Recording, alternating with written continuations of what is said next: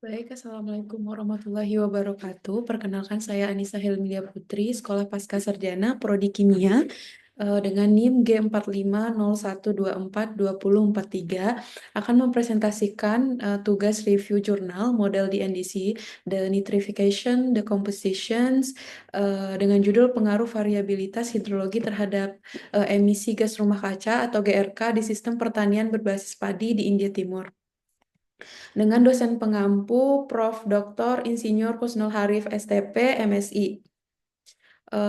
Jurnal yang saya gunakan dari Agriculture Water Management dengan judul Hydrologic Variability Governs GHG Emissions is Rice-Based Cropping System of Eastern India, di mana membahas pengaruh variabilitas hidrologi terhadap emisi gas rumah kaca atau GRK di sistem pertanian berbasis padi di India Timur.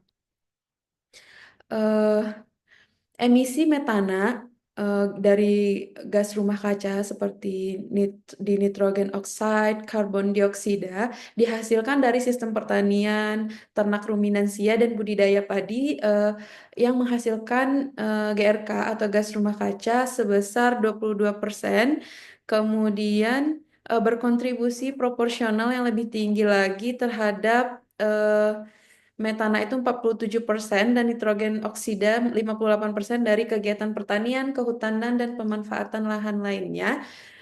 Sehingga diperlukannya mitigasi dari GRK, gas rumah kaca yang dihasilkan agar bisa dikendalikan dari kegiatan yang dilakukan seperti kegiatan pertanian, kehutanan, dan pemanfaatan lahan lainnya.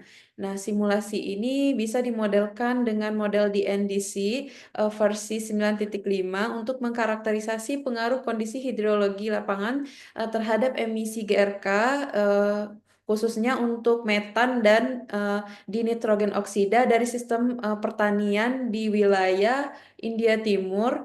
Dari jurnal ini, eh, di India ada sekitar 30%, ada kegiatan pertanian di mana 30% dari kegiatan tersebut menghasilkan emisi gas rumah kaca. Tujuan dari model ini digunakan untuk membandingkan dampak lingkungan dari penggunaan pupuk organik versus anorganik terhadap emisi gas rumah kaca. Kemudian menilai keberlanjutan praktik pertanian di lahan sawah tropis.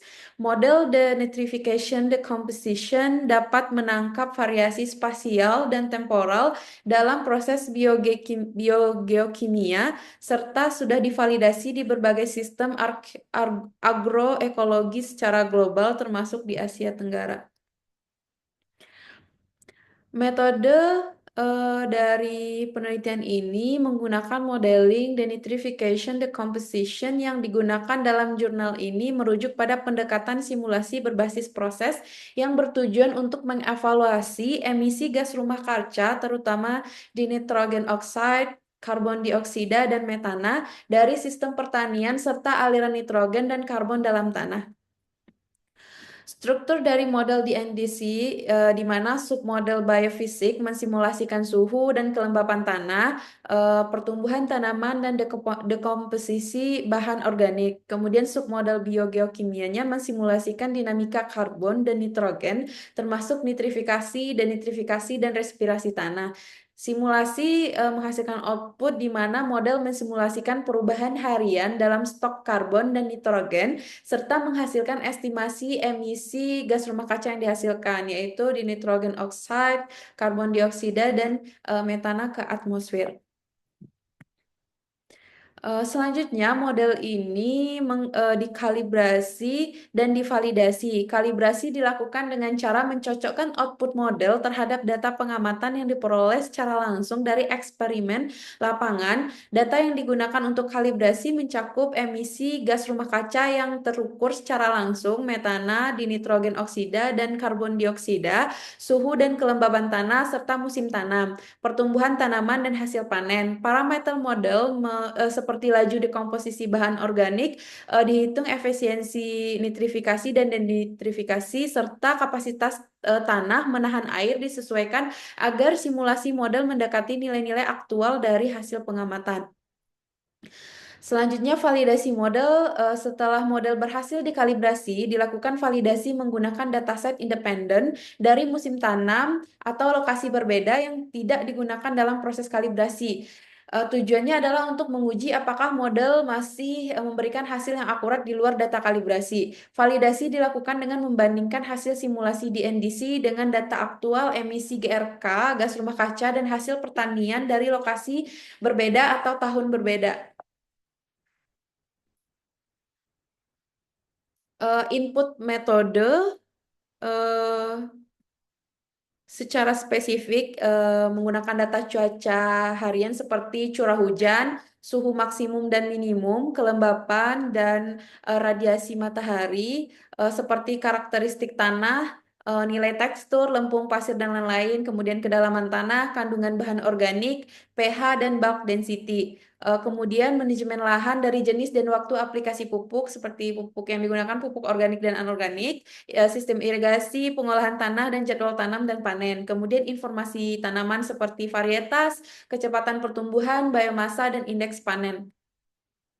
Dari hasil hasil simulasi yang dilakukan dalam riset ini dapat dilihat bahwasannya dari histogram emisi metana yang dihasilkan dapat disimulasikan dari model DNDC untuk tahun 2021 dan 2022 eh, terlihat emisi metana yang dihasilkan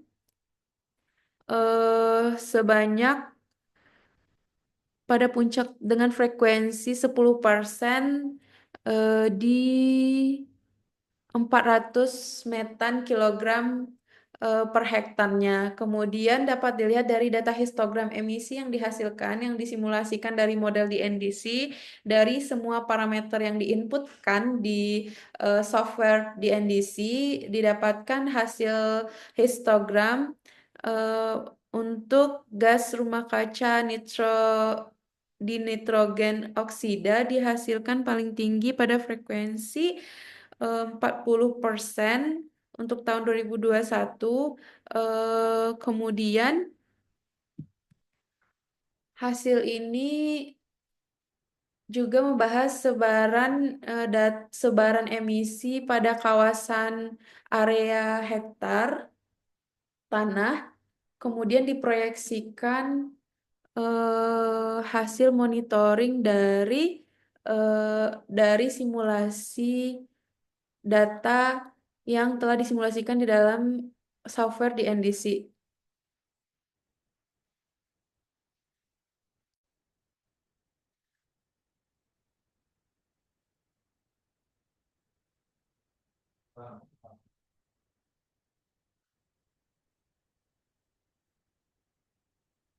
Dari jurnal Hydrologic Variability Governed GHG Emission in Rice-Based Cropping System of Eastern India ini membahas pengaruh variabilitas hidrologi terhadap emisi gas rumah kaca atau GRK di sistem pertanian berbasis padi di India Timur. Nah, penelitian ini dilakukan dengan pendekatan eksperimental di lapangan, mengamati 3 sistem pertanian yang berbeda, monokultur padi, rotasi padi gandum, dan rotasi padi pulse.